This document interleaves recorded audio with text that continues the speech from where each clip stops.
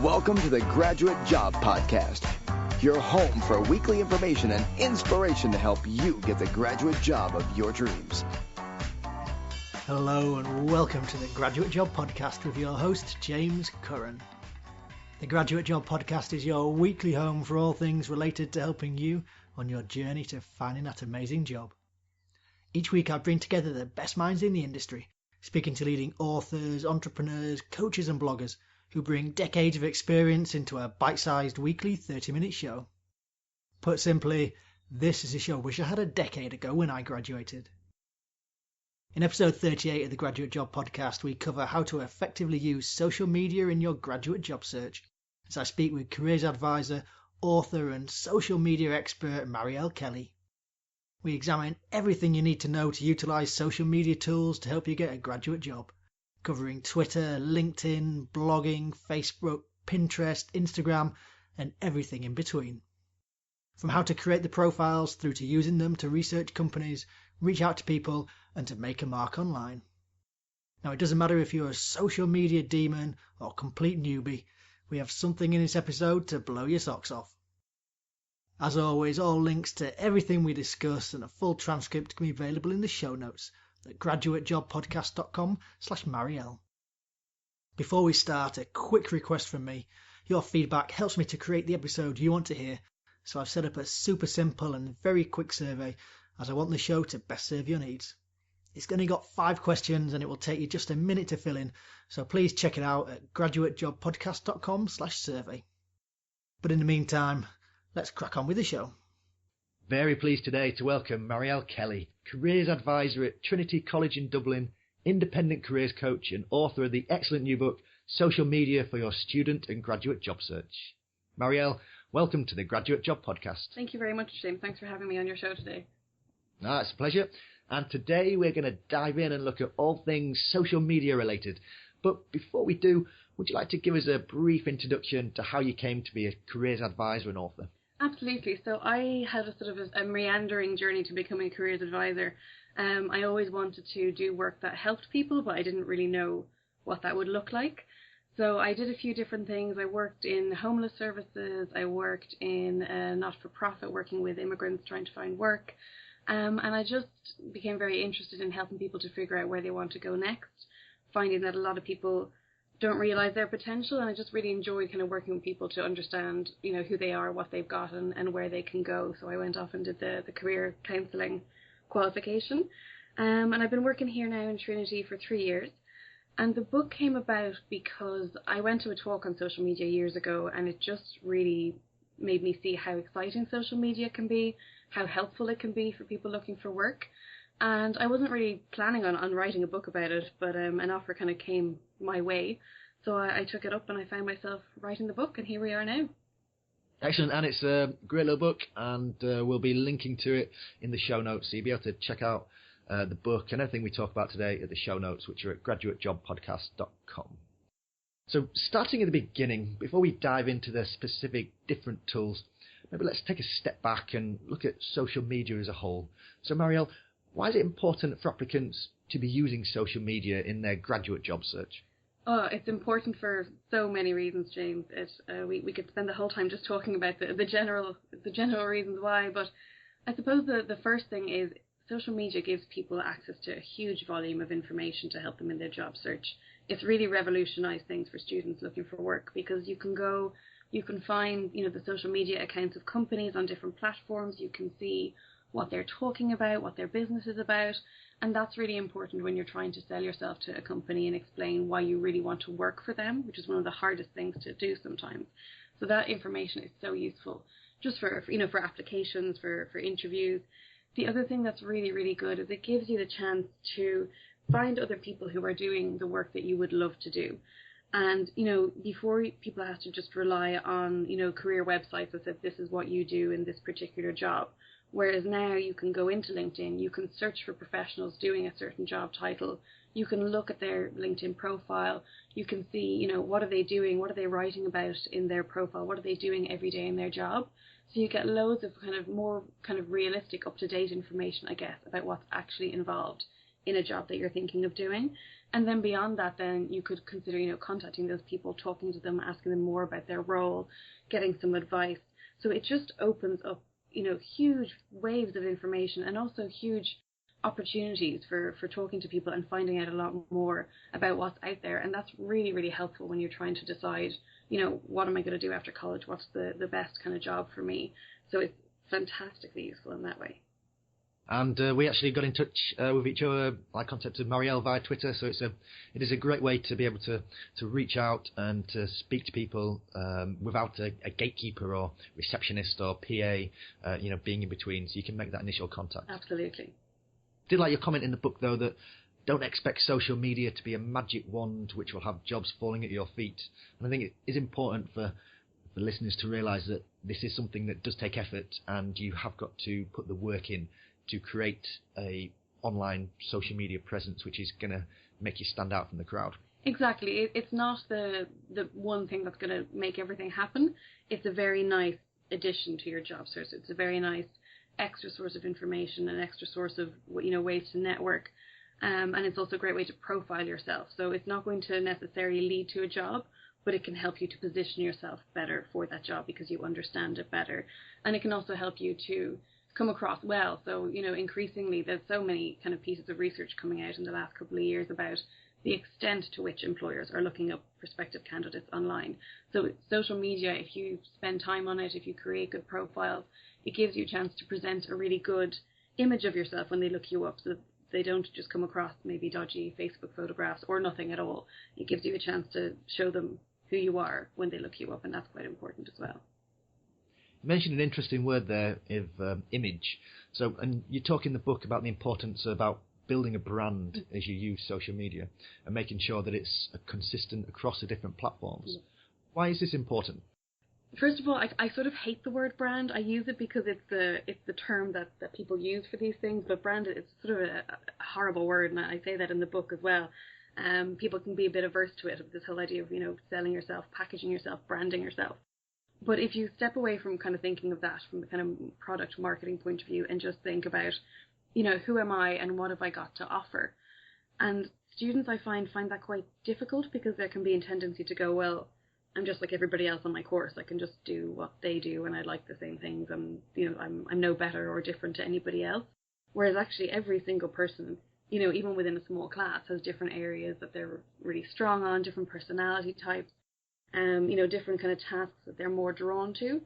So when you're trying to say to an employer, I'm the person that you want, you can say that in a cover letter, you can show them in your CV, but if they look you up online and they're finding, that you're tweeting lots of, articles that are kind of maybe related to their, industry, or if they're getting a really good sense of your personality, hopefully in a positive way, from the things that you're sharing online, it can give them a better sense of who you are, how you might fit.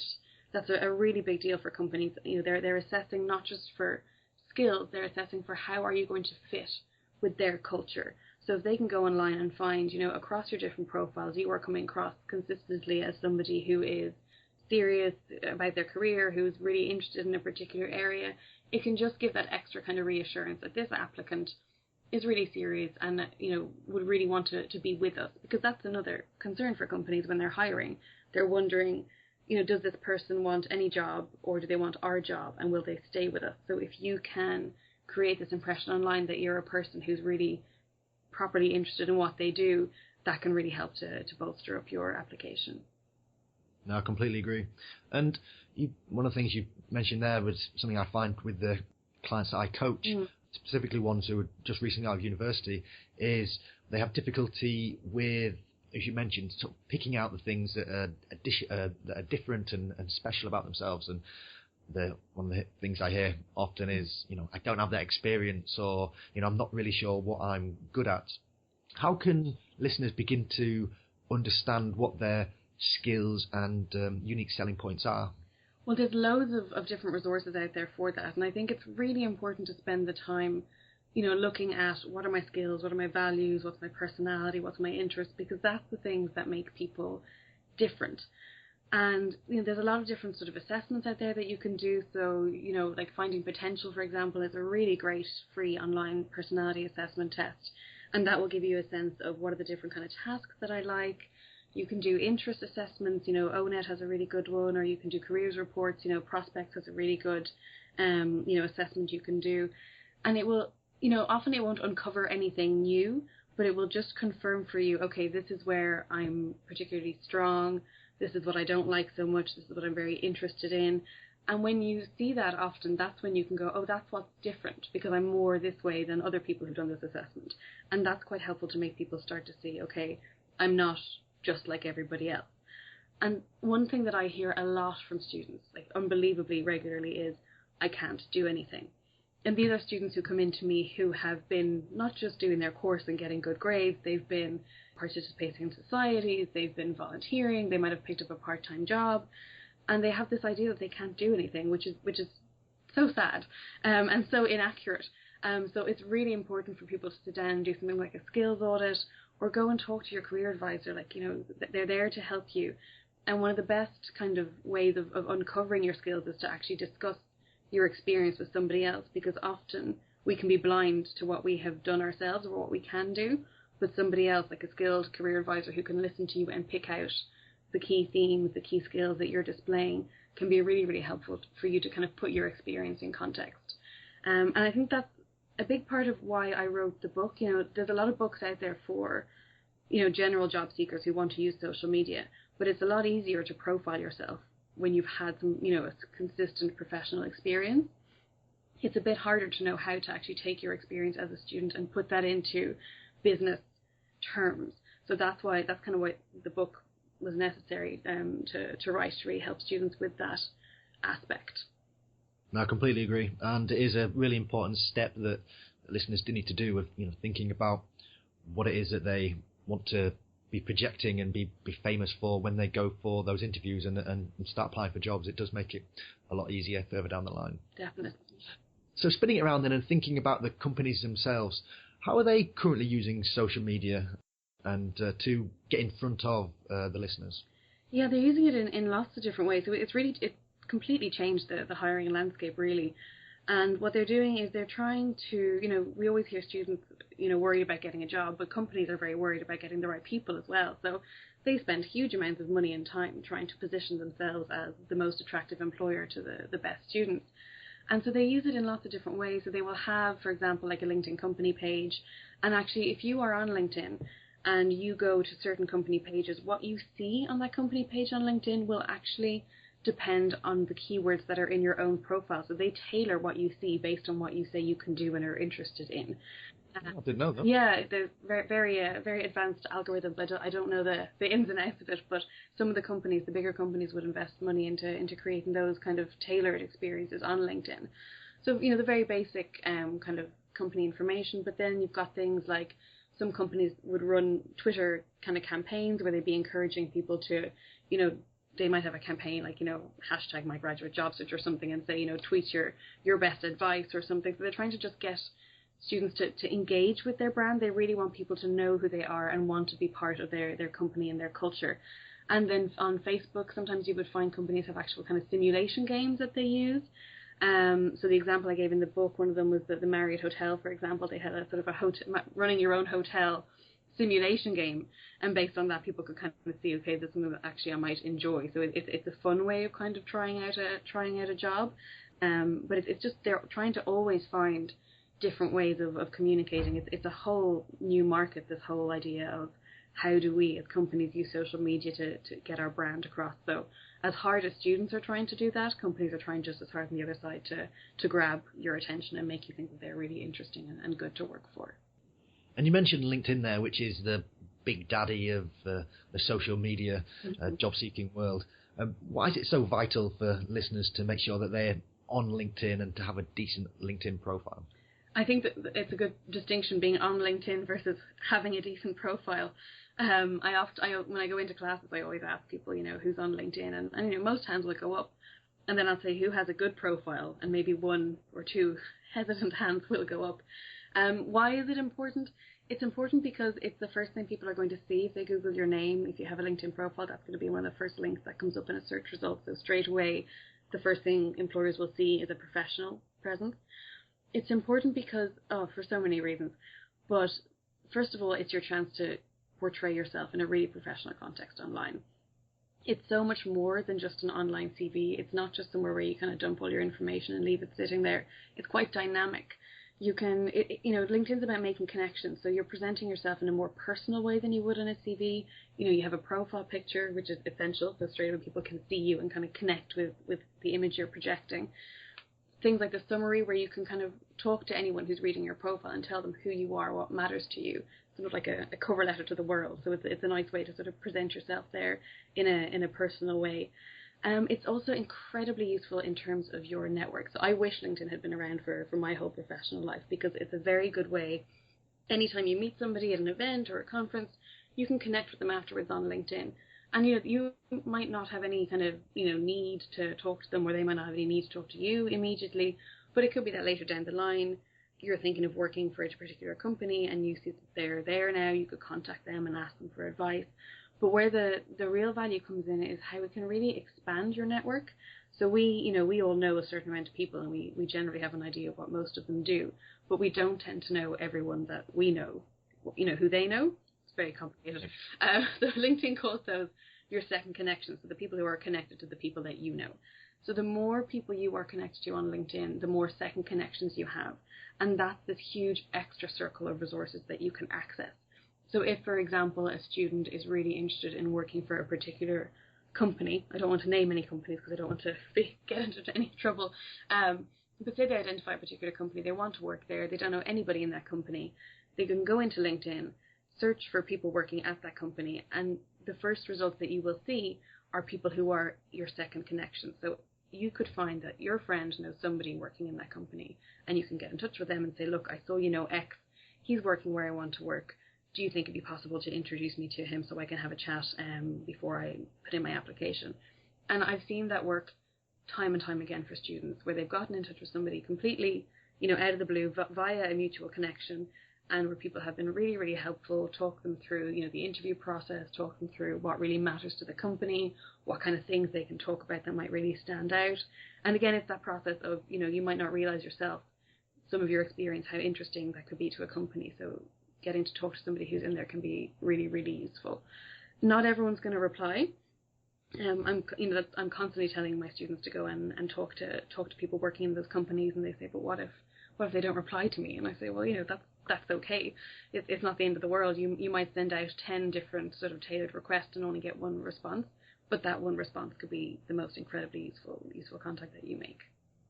In my experience, people do tend to underestimate just how willing people are to speak, and I've done this several times when I've been looking for jobs, and people I didn't even know very well would put me in touch with people that they knew, and those people were willing to give up half an hour to speak to me about the job and let me know what it was really like. And it was so powerful when you went into the interview and they said, why do you want to work here?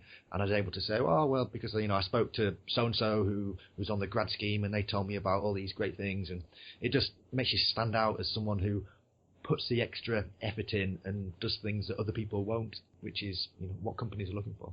Absolutely. And it's such a struggle. Like, I see it a lot with students, with interviews, with cover letters, the piece about why I want to work for that company, that can be really difficult.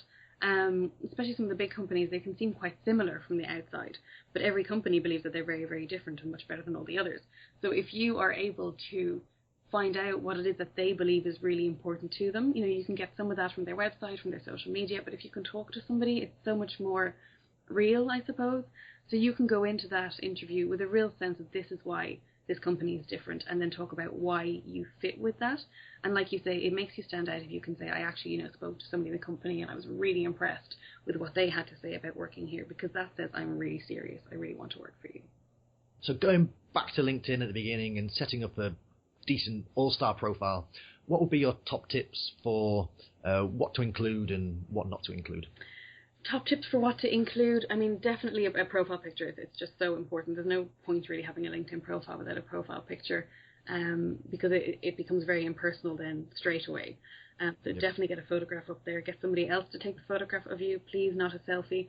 I've seen horrendous things. I mean, most LinkedIn profile pictures are fairly, average or bordering on questionable, but it's very easy to get it right and just put a simple kind of professional photograph of yourself up there. Don't worry about headshots. A great thing that some societies do in colleges actually is the photography society will take headshots for people for LinkedIn, and that's a really, definitely take that up if you can, because it's generally quite good value. But you don't need a professional picture, just a picture where people can see you and you look friendly and approachable. That's kind of all you're worried about. Definitely adjusting your headline. So the headline is the piece of information that comes up in a search result under your name and beside your photograph. And that will be sort of automatically populated by what you put in your profile. But you can edit that. So instead of it just saying, student at University of X, you can say, history of art student, fluent French speaker, or something that just says a little bit more about who you are straight away. The summary is the one that people neglect a lot. It's definitely maybe the hardest part to get right, but I think it's the most important, because that is that personal piece where you're kind of setting forward your stall and saying, hi, this is what I can do, this is what I'm interested in, I'm looking for work, you can contact me here. It's really important to spend a bit of time on that. It doesn't have to be long, it can be a paragraph, it can be 2 paragraphs, but it's definitely important to spend the time writing a good, introduction for yourself. That can be something that people read a bit more than other parts of the profile. And then you want to get into your any experience that you have. You don't have to throw everything onto a LinkedIn profile, so you don't put like your babysitting job. But if you're working, say, part-time in a shop, and you can talk about, the volume of sales that you're dealing with, all that kind of stuff that you would put into a CV. So definitely filling out any professional experience you have, filling out any voluntary experience you have, incredibly important. I always say to people, when we're looking at CVs or cover letters, step away from categorizing your experience, based on whether it's paid or unpaid, because that's not really what matters. What matters is, what was the experience? Did you display skills? So anywhere where you displayed skills, write about that. If your voluntary experience is more significant and relevant than your, paid experience, you can move the voluntary section up, so that's the first thing people see. Or you can write about your volunteering experience under the experience section and just mention that you were volunteering. So there's different ways of highlighting that. You definitely need to then think about what are your core skills. So there's a skills section, and you can, pick out your kind of key skills and list them there. People can endorse you for them. It's that can be helpful, but really it's just a good way of saying, I've thought about what I can do, and here's my key skills that I would bring. And trying to focus more on the harder kind of skills. I often see, time management, teamwork, that kind of stuff. It doesn't really add a huge amount to a profile. So trying to think more about kind of core skills, even things like, Microsoft Word, or speaking a language, or using a particular computer program, or specific kind of knowledge areas that you might have. So that's where you can kind of reaffirm who you say you are and what you have to give. And then definitely joining groups is really useful as well. So again, say you're thinking of working in, the financial services. If you're joining different groups that are related to careers in the financial services, that again provides further evidence that you're serious. So if I'm a company in the financial services and I look you up and I see you're in lots of groups to do with my sector, I'm going to say, okay, this person's really they're serious about it. So it's another way of saying that I'm really serious and I want to do what I say I want to do. And then connecting with people. So you need to have at least 50 connections to have an all-star profile on LinkedIn. And that's usually pretty easy to get to 50. So connecting with your any of your classmates, anyone that you've ever worked with before, anyone from your school, it can be quite easy to build up to 50 connections. And always send a personalized connection request. It's just so important, because LinkedIn is about your network. It's about the people that are around you that can help you, that you can help. So don't just send this kind of awful generic, I'd like to add you to my professional network. It's quite lazy. If you just take a minute and personalize the note slightly, it can just help to kind of continue building those relationships. So definitely always send a personal request, even if you know the person really well. No, I completely agree. And although it's such a basic mistake to make, is if you get a LinkedIn request through and it just has the basic blurb. Although even this morning I was trying to connect with somebody in LinkedIn, and sometimes you can click the connect button and it pops up with a where you can tailor the blurb, and then other times you click connect and it said message sent, and you're like, oh no, knowing that they've just sent the automated message. Yeah. So. I've had people apologize to me for that within workshops on LinkedIn, where they've gone, oh god, I've just sent you that. But what happens is, if you search for people by name, they'll come up in a list. So you'll have lots of different accounts with the same name or similar names coming up. And if you click connect there, that's where the automatic message just goes through. Whereas if you click on their name and go through to their profile and then click the connect button there, you can then, the option to personalize should come up at that point. And the other thing is, when you try to connect with somebody, LinkedIn will ask you how you know the person. So if you have some connection with them, if you were in college with them, or if you worked with them somewhere that you've listed on your profile, you can say that. If you don't have any of those kind of obvious connections, they will ask you for an email address in order to put the connection request through. So in that case, and this is something that I wish I'd written in the book, and it's been annoying me ever since, if you can't connect with them on LinkedIn because you don't have their email address, there's no harm in, if you found a person that you want to connect with for some reason and you don't know them, you don't have their email address, just get in touch with the company and say, I was looking for a contact address for this person. And more often than not, they will give that to you. So that's a way of working around it if you can't get through straight away. That's a really good point. And we talked about the making connections with alumni. Can you talk us through about how to use the Find Alumni function? Because this was something that I wasn't aware of, but it's such a brilliant idea. Yes, the alumni function I think is one of the best things to happen on social media. I just think it's an amazing, amazing tool. So the alumni tool, basically, you can go into that, and once you've listed that you're in a certain university on LinkedIn, it will bring you to the alumni page for your university.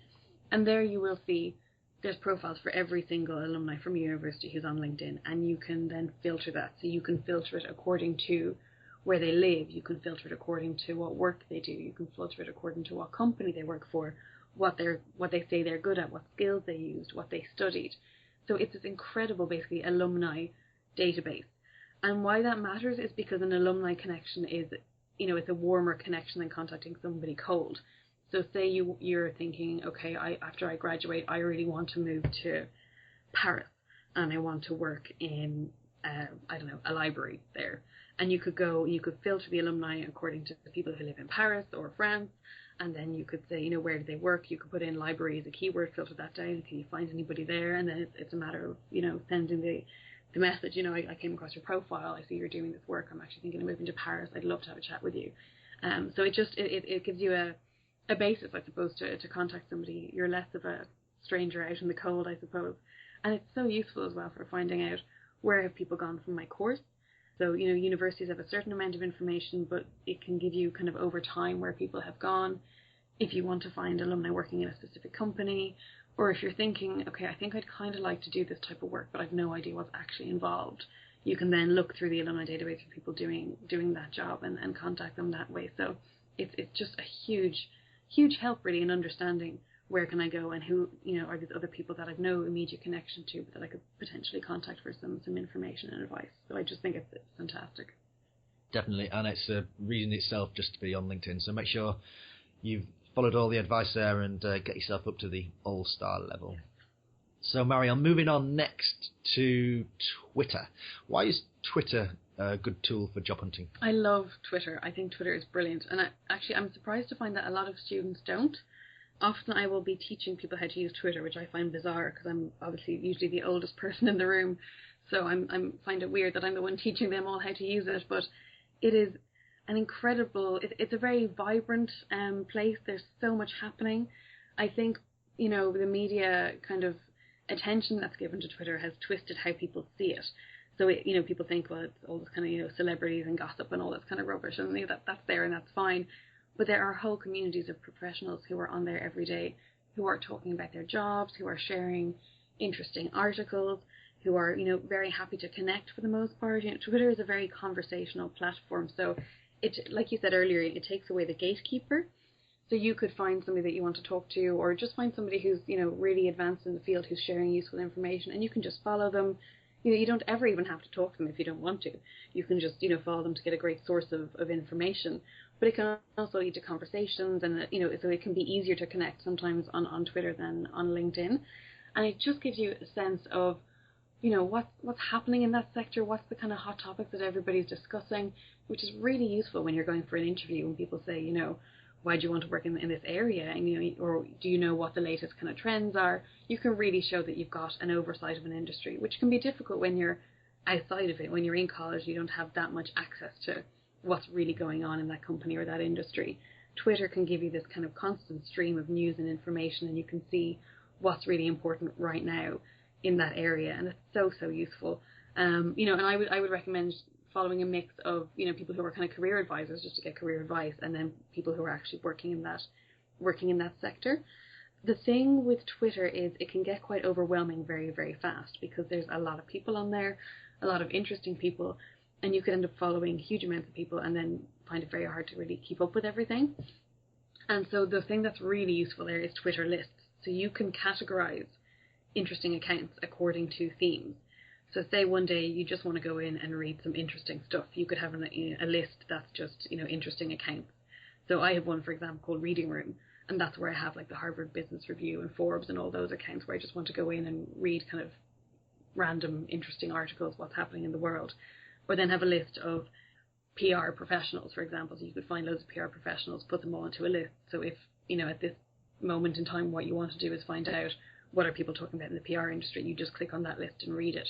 So you can really tailor what you're reading. And I think it's really important to do that because otherwise Twitter can become quite overwhelming and off-putting.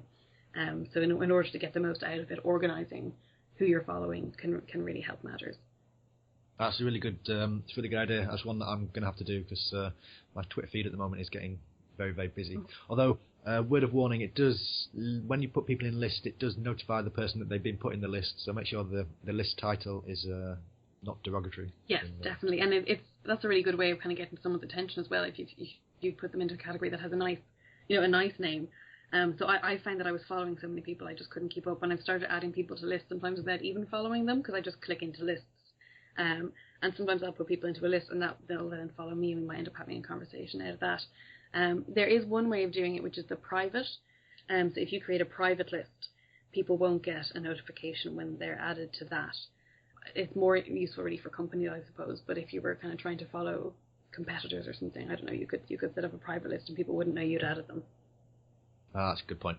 And going back to your earlier point you made is, I think Twitter is a really good way for you to begin to understand the language that's used in the particular industries that you're thinking about. Because when you go for the interview and you're able to, use the same acronyms, use the same terms, you immediately make yourself look as if you belong within that industry and within that group, which will go a long way in terms of the interviewer's mind and making them see as if you're already part of the business. Because, as you mentioned, as a student, you're very removed from the industry and what's going on. So it's a good way to, put yourself right in it and make yourself feel at home. Definitely, and it's a really good point. It's a really minor thing. It doesn't take long to kind of catch on to those things, but it can, like you say, put you in a position in the recruiter's mind that you're sort of already there, that you're a natural fit, that you get what they're talking about and you know their language. So yeah, it's a really good point. So for a graduate job seeker, what would a good Twitter profile look like?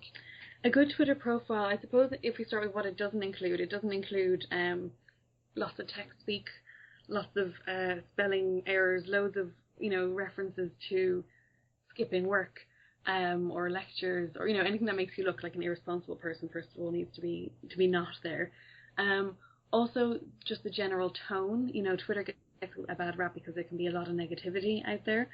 There's a lot of kind of bullying and bad stuff on Twitter. So it doesn't have to be that way. It's also a very positive place. So making sure that what you're putting across is positive, and not just using Twitter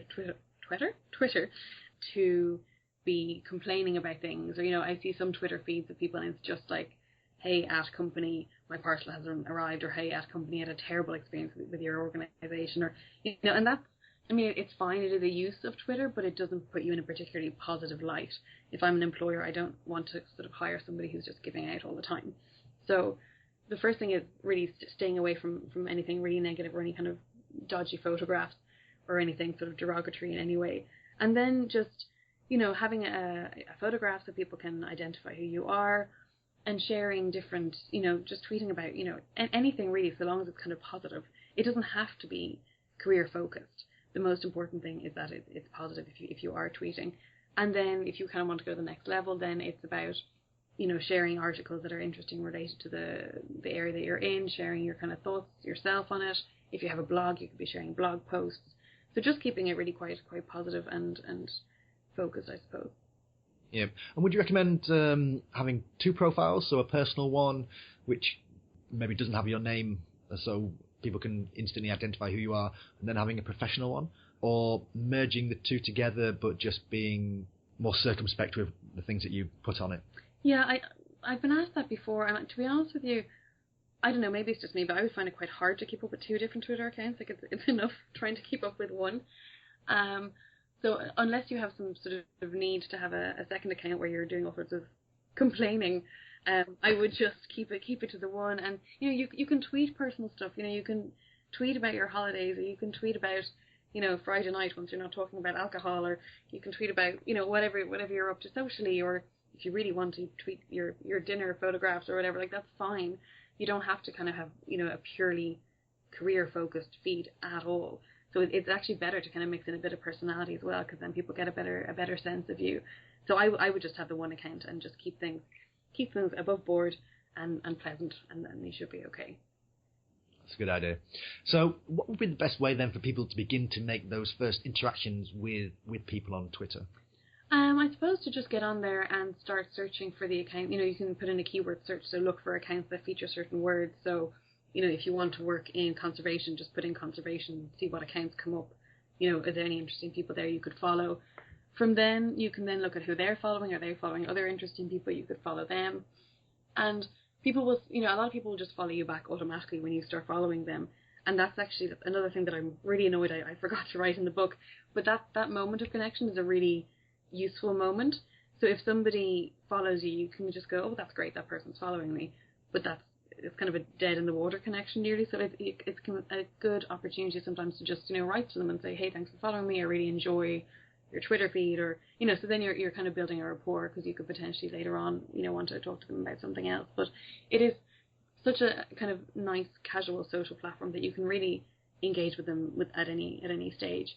If you were say you came across a really interesting thing that somebody shared, you could then share that tweet and you could tag them in it and say, I love this article by X, and they'll get an alert that you're mentioning them, and that's another way of kind of building rapport on Twitter. I really like the advice about making the most of that initial moment when people follow you back to make an impression. That's a really good idea. And you talk in the book, and again I thought it was a brilliant idea, of how you could search people who are doing specific jobs or working in specific companies, and using that as a way to make that initial contact and begin networking with them. Yeah, absolutely. So, you can search for that company name and then look for accounts that are have that company name listed in them. Or you could find, there's a lot of professionals out there who are, blogging, who are writing articles for, the Huffington Post or whatever. So you might be reading a really interesting article, say somebody giving advice on, how to do the assessment interview for a big consulting company, and that could be from somebody in the company. You could look them up on Twitter, you could follow them. If they're already writing out there and sharing advice, chances are they might have quite an interesting Twitter feed or blog that you could be following. So, being aware as you visit different websites, who are the authors, what are they saying, are they interesting people, and then seeing, do they have a social media account? Usually they will link to it under the article. But that's a really good way of kind of keeping on top of what the kind of different leaders in your field are talking about. And then you can very easily just send them a tweet, I really liked your article, or you can if they follow you back, you can send them a direct message, but you don't even need to go to that level. You can just start on Twitter. But be aware that anything that you say, any tweets that you send out, unless you have a private account, anybody can read. So if it's coming up to sort of interview time, you don't want to have loads of public tweets to lots of different companies, because if a recruiter looks you up and they see that you're tweeting every single person you can find in about 20 different companies, that's not going to give a great message to them. They're going to think you just want any job, which may be true, but you don't want to let them know. So you need to kind of balance that out and maybe take it to LinkedIn if you want to have more of an in-depth conversation with somebody. That's really good advice. And you mentioned blogging there, which tends to be the forgotten cousin of the social media world. Why should listeners be thinking about creating a blog? I think blogging is a more intensive practice, I suppose. Twitter or Facebook, LinkedIn, you can just dip in and out. Blogging takes a bit more time.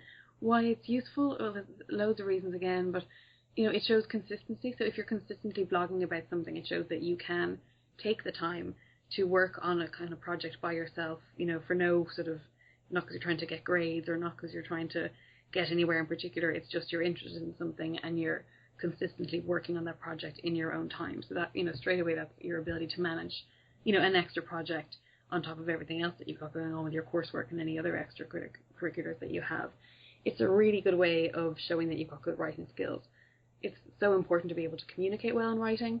Not everybody's good at it. Even people who come through colleges, they're not always good at it by the end. And companies often say, they want people with good communication skills, and it can be very hard to provide evidence for that. Or you can say something about it in your CV, but if they can see online a really good example of your writing, that's really, really good evidence. It's much more powerful than a line in a CV just referring to the fact that you believe you can write well. It doesn't have to be about anything to do with your job whatsoever. Like, it could be a really career-focused one. You could be writing all about, what it's like to work in a certain industry. You could be interviewing people who work in that industry, writing about that. That's absolutely fine, and that's great. But if you're interested in something completely outside of what you want to get into, like if you're really into, I don't know, horse riding or, video games or something, you could be blogging about that. It's just that kind of commitment to a project and that ability to, confidently put your thoughts out there, which can be difficult for students sometimes because they can sort of say, oh, I don't have anything to say. Whereas in fact everybody does. So it can show that you have the confidence to actually put forth an opinion out there, and that's quite attractive as well. As you say in the book, throughout the whole graduate recruitment process, don't tell, show. So if you say, oh, I'm really interested in the aviation industry, and you've got a blog where every week you talk about what's interesting you in the aviation industry, and you've been doing it for 6 months or a year, you could just point the recruiter in that direction, and they know that there's someone who's really passionate and really interested about the job, and it'll just make you stand out. Exactly. And it's there for the taking. Anyone can do it, but most people don't.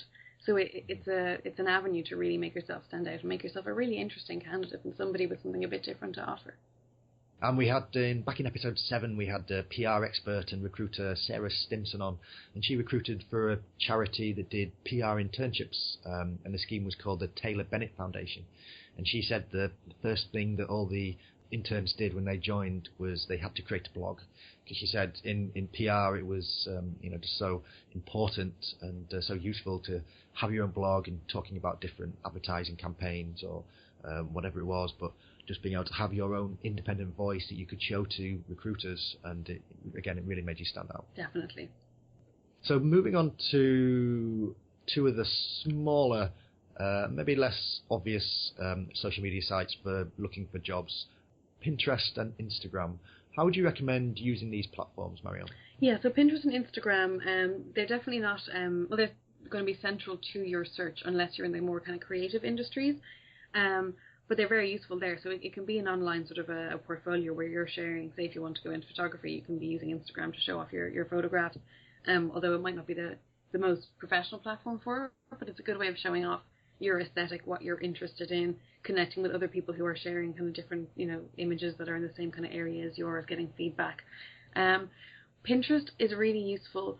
It is, a kind of an online bulletin board basically where you can save everything. I'm really bad at using the sort of the favorites tab on the browser. I'm really bad at it. I don't know why.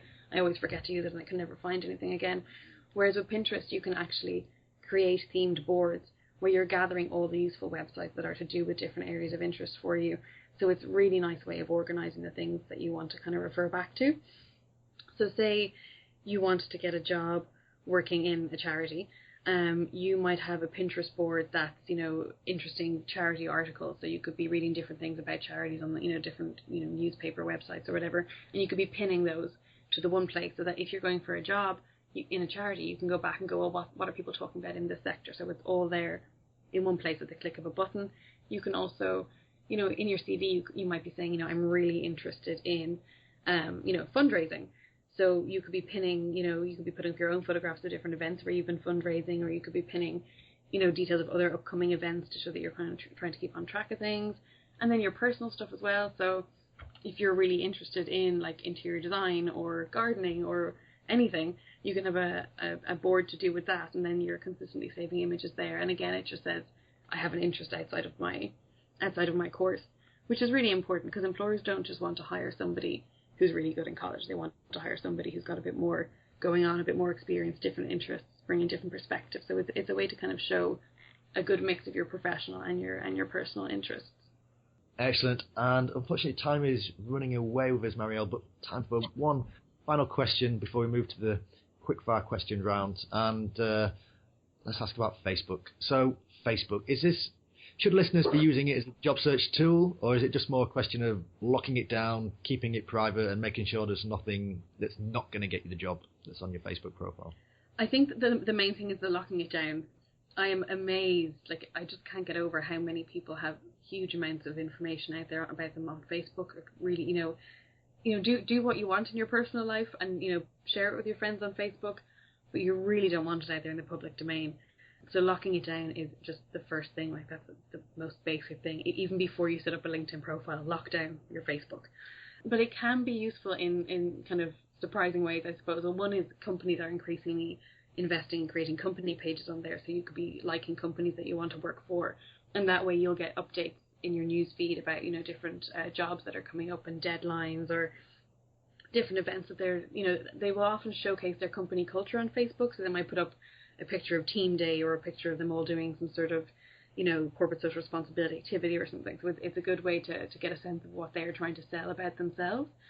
The other thing that's really useful with Facebook is you can actually do a search for people who work in different companies, which most people don't seem to be aware of. So you can go into the search bar and you can say, people who work in X company, and you will get then a list of profiles of people on Facebook who work in that company, and you could, it will tell you if you have any mutual friends. So again, like LinkedIn, you can then go, okay, I want to talk to that person. Who's our mutual friend? I can ask them if they would mind contacting that person and saying, can this person have a chat with you? So people don't seem to know that exists, but it's a really useful feature. And there's plenty of people on Facebook who mightn't be on LinkedIn, so it's an extra kind of pool of people that you could speak to. And then, the people on Facebook are, for the most part, your friends. So they're, a fantastic resource when you're looking for work. You could put out, a message, a status update saying, looking for work in XYZ. Does anybody know anybody working there? And, people will come back to you and help you if they can. So, your friends are the most likely group of people to want to help you. So why not let them know what you're looking for and let them help you and connect you with other people if they can. I think that's a really good point for us to finish on, because all of these social networks are about connections and networking, and it's so much easier if you can utilize the connections that you've already got with your friends. It'll be pushing an open door, and they'll always help you. Absolutely. So Marielle, moving to our weekly staple questions now. What one book would you recommend that our listeners should read to help their job search? There's a lot of books, but I would say the one that kind of sticks out for me for students is The Startup of You, by Reid Hoffman, who's one of the co-founders of LinkedIn, and Ben Casnocha. And it's a very short book, but I remember reading it and finding it just very, very energizing. So it's about looking at yourself as a startup, and looking at your career as if you're a startup company. So, in that kind of really high energy kind of way. And they talk about, this whole idea of, always being learning, always trying new things out. They talk about this concept of permanent beta. So you're a constant work in progress. And that's something that I would very much subscribe to. And it really, encouraging you to, not only know what you're good at, but also kind of go out there and create new opportunities to learn more skills, to meet new people. And again, that's something that I would be very much behind, take opportunities to go out there, do things that you mightn't normally do. You never know what idea might come out of it, what conversation might come out of it. The best ideas come out of the most random conversations. So really, they have this idea that I really like, that you should put some money aside every month out of your paycheck. So even if you have like a student job, for example, you could keep a few coins out of that, and that's your kind of interesting people fund. So you use that money to take somebody interesting out for coffee. And I think that's a really, really good idea. I'm such a advocate of going out and talking to people and trying to kind of build your network and find people who can help you. So, you don't have to actually put aside money every month, but it's that concept of constantly being alert to who could I talk to, how can I connect with them, and they're talking about, taking intelligent risks. And I think that's a really important thing at college level as well. College gives you a really great sort of little bubble where you can, through societies and stuff, and through having a bit more time maybe and being able to volunteer, you can try out things that are maybe a little bit scary, a little bit different, a little bit outside of your comfort zone. But that is where you will, first of all, gain huge confidence, and that will help you, in general. But also it could open up different ideas for different things that you'd love to do but maybe thought you couldn't. So I just love this idea of kind of very kind of high energy approach to your career where you're always kind of putting yourself in the way of opportunity. So I think it's a very easy read. It's very practical. It's full of different kind of exercises and tasks that you can do.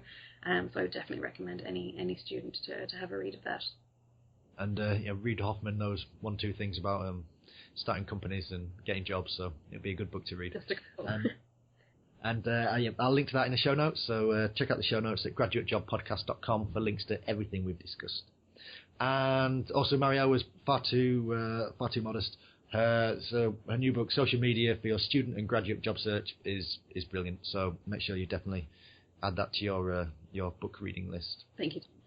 And next, Marielle, what website would you recommend that our listeners should be checking out? I was thinking about this, and I thought, God, I can't really think of one website that I would recommend, because it depends on so many different factors. And I find myself, the more I get into Twitter, the less I go to websites. So I really follow Twitter to, people who curate different links, who share other links, and I sort of follow those and end up on probably 40 different websites every week reading interesting things. So I thought, instead of saying what website, I would tell you a few accounts that I find really useful on Twitter.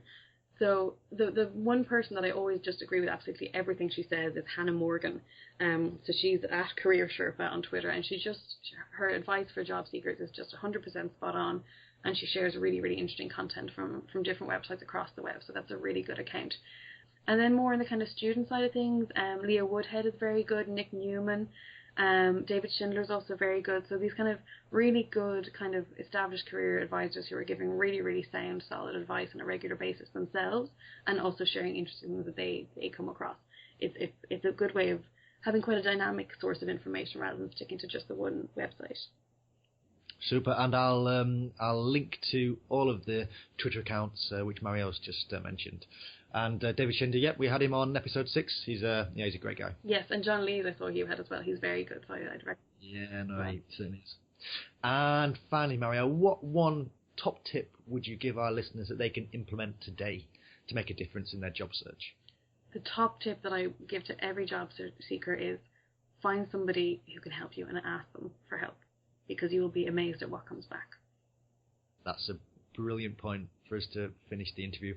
Marielle, what is the best way for people to get in touch with you and the work that you do? Well, I'm obviously on a few social media channels, so Twitter is probably the most immediate one, so I'm just at Marielle Kelly, very simple. My name's a bit hard to spell, which is the only issue, but they can find me pretty easily, or else on LinkedIn. So again, it's just Marielle Kelly on LinkedIn. So, and I'm delighted to have a chat with anybody who'd like any advice. Thank you so much for appearing on the Graduate Job Podcast. Thank you. My thanks again to Marielle Kelly. A slightly longer episode than normal, but with that many tips, I didn't want to stop the flow. Now, 3 super brief points from me. The first is that with social media, you have to be in it to win it. Now, don't hide your light under a bushel. Get out there and get your profile set up. At the very minimum, make sure you've got a LinkedIn and Twitter account. Your job-seeking rivals will have one, so make sure that you do too. The second is use all the tips and advice mentioned today and reach out to people at the companies and industries where you want to work. Ask people for help in the right way, and you'll be surprised by the response. More often than not, they will offer their help. And again, if you don't ask, you don't get. Now, my final tip, and the one that we didn't really touch upon today, was remember privacy settings are there for a reason. Employers will check your social media footprint, so make sure there is nothing there that will put them off.